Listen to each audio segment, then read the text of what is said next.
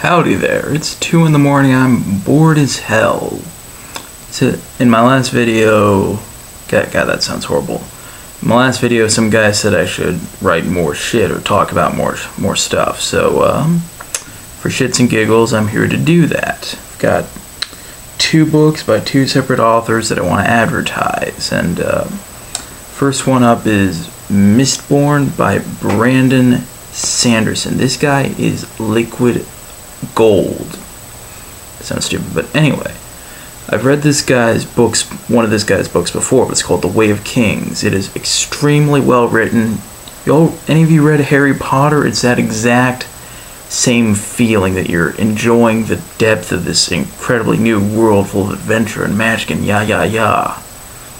Well, there's magic and there's adventure, but there's also brutal enslavement, some complex political drama, because Brandon Sanderson is good at what he does. He makes incredible magic systems, he makes a really good book, and Mistborn right here, this is like freaking Ocean's 11 mixed with complex political drama plus an extremely well thought out magic system dealing with the consumption of metal.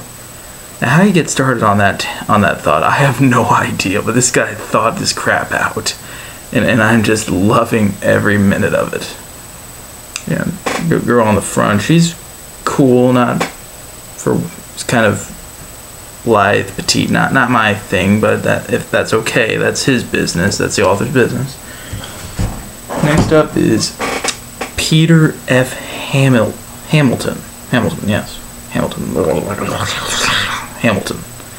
Anyway, this guy, this is the second book in his series. I left the first one at home. I'm in a new apartment. I moved down because I'm taking a semester off from school.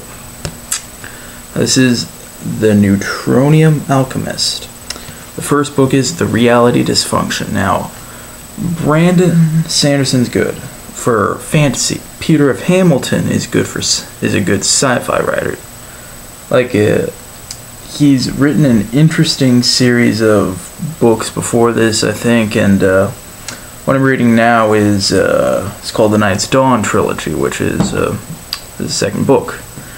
He takes a lot of thought into how human colonies in space would develop. He goes into a lot of detail on the other races that we encounter, on the various worlds that are there. You've got these regular humanity with biomechanical enhancements, and you've got the Edenists, which are biochemical and all sorts of biotech based on this whole philosophy of unity and what have you, with the whole mental link business, which is pretty cool. And he gives a lot of thought to it. There's a lot of depth to it.